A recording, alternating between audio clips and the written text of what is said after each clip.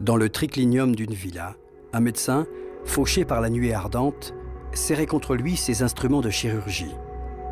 Peut-être allait-il prodiguer des soins.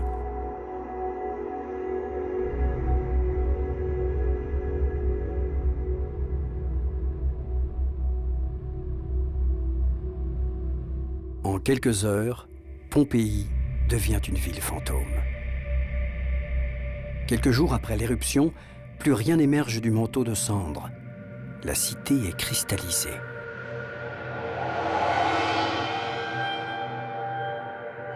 Si ces rues, ces maisons, ces boutiques nous ont beaucoup appris sur les mentalités romaines et les conditions d'existence des hommes et des femmes de Pompéi, au milieu du XIXe siècle, la découverte des corps permit de poursuivre plus avant cette enquête. Les cadavres avaient également beaucoup à nous apprendre. Mais d'abord, comment ces corps ont-ils pu être retrouvés dans ces postures, comme statufiés par l'éruption? Au XIXe siècle, Giuseppe Fiorelli remarqua que les squelettes qu'il mettait au jour se trouvaient dans une cavité. Il décida d'y couler du plâtre et constata que les corps avaient laissé leur empreinte en négatif dans les cendres compactes. Les silhouettes d'un millier d'habitants, morts asphyxiés par les coulées, furent ainsi découvertes. Des études génétiques récentes prouvent qu'il s'agissait de familles entières retenues à Pompéi pour ne pas abandonner un proche incapable de se déplacer.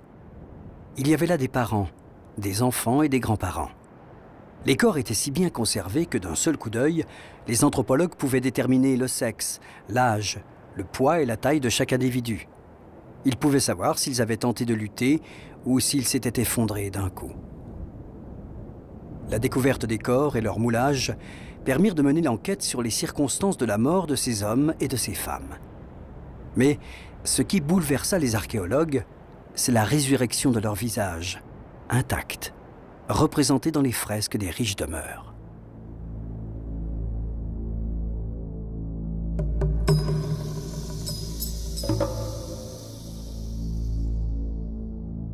Écrasée par plusieurs mètres de cendres relativement friables, l'architecture de la ville a été miraculeusement préservée. Pompéi a été mise sous verre. On peut enfin retracer l'existence des habitants que les fresques dressent devant les yeux des archéologues comme autant de fantômes. Sur les murs polychromes, on lit le luxe et l'aisance.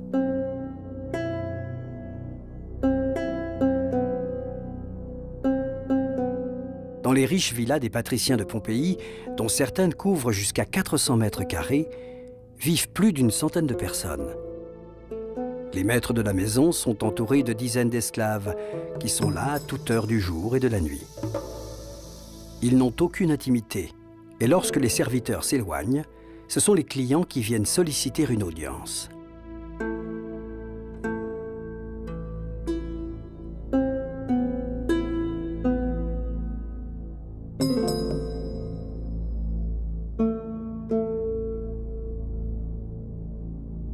Malgré le luxe de leurs conditions, les regards des Pompéiens du 1er siècle restent graves.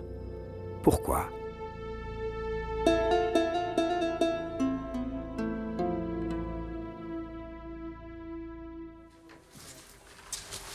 Les squelettes recèlaient nombre d'informations.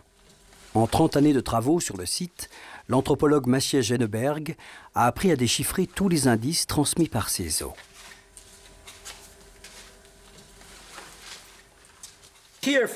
Vous avez là le fémur d'un homme.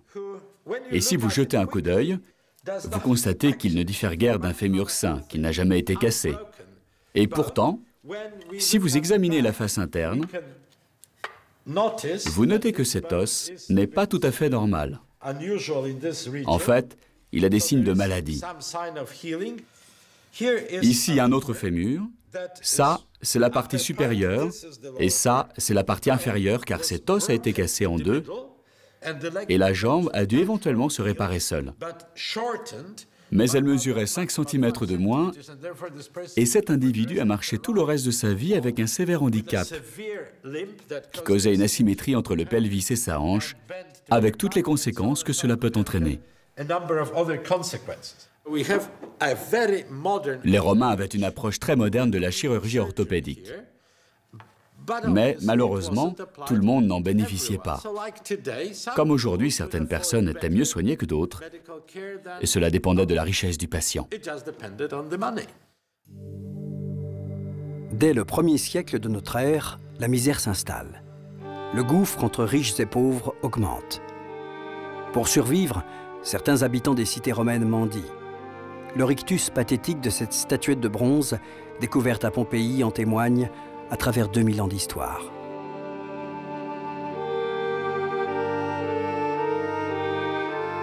La société romaine s'appauvrit de façon générale, comme le prouvent des inscriptions découvertes sur les murs de riches demeures.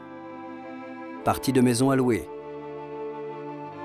Location à partir du 1er août d'une maison avec bain, magasin et mezzanine où peuvent dormir plusieurs personnes.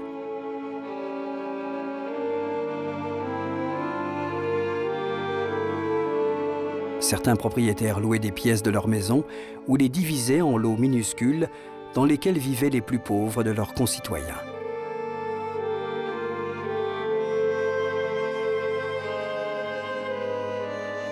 Avec la misère, les vols se multiplient et certains habitants prennent leurs dispositions pour protéger leur domicile des cambrioleurs.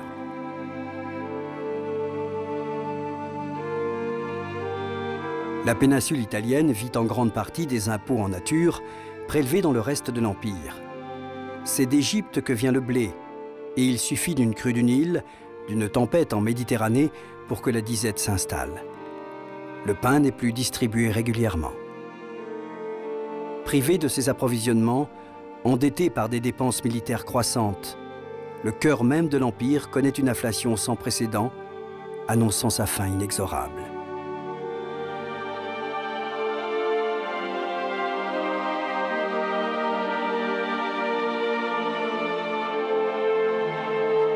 Les murs de Pompéi témoignent également de la misère d'une partie de la société pompéienne.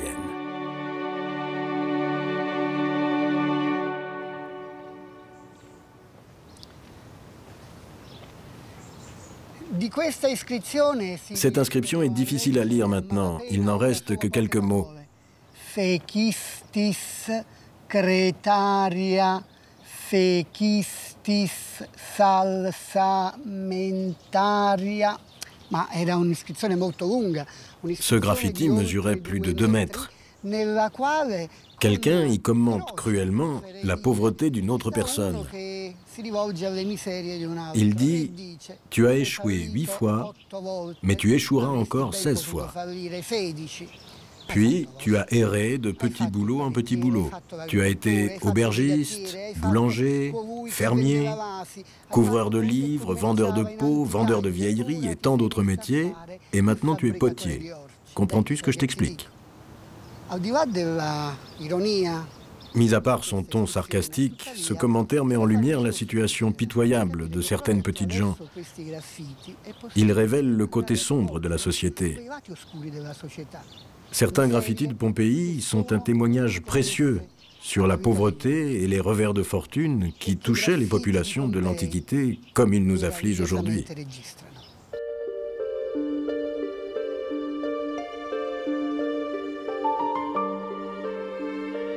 Les visages des habitants de Pompéi ont attendu 2000 ans pour retrouver intacte la lumière du jour. Beaucoup d'autres sont encore enfermés dans un linceul de terre, car à ce jour, tout le site n'a pas été fouillé.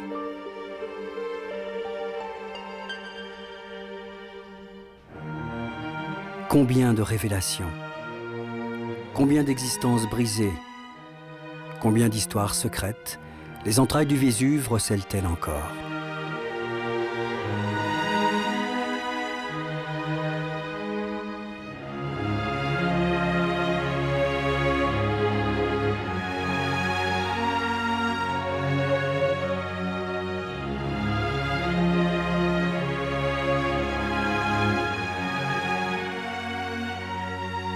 Après 2 jours d'éruption, le 26 août 79, la ville de Pompéi reposait sous plus de 6 mètres de pierre ponce et de cendres, étouffant tous les cris. Pourtant, ce désastre est aussi un miracle pour les milliers d'archéologues qui ont retrouvé sur le site napolitain les racines de nos mentalités, de notre civilisation. Ils sont retournés au fondement de l'histoire antique de l'Europe. Ils ont retrouvé une partie des cultures étrusques et grecques dont les Romains n'étaient que les héritiers. Ils ont surtout appris à déchiffrer les messages laissés par les habitants de la ville et ainsi, ils ont gommé un siècle de suppositions et bien des certitudes. On croyait les Romains volages, ils étaient pudiques. On les croyait exubérants et ils étaient graves. On les croyait riches et certains étaient misérables. À son apogée, au 1er siècle de notre ère, la péninsule italienne est déjà en sursis. Finalement, les 1000 morts de Pompéi, ces gardiens de la cité, auront été plus bavards que les 14 000 survivants du désastre. Ces morts témoignent d'un temps qui n'existe plus dans un paysage quasiment intact, car le Vésuve, lui, n'est que somnolent. Il domine encore la vie des hommes dans la baie de Naples.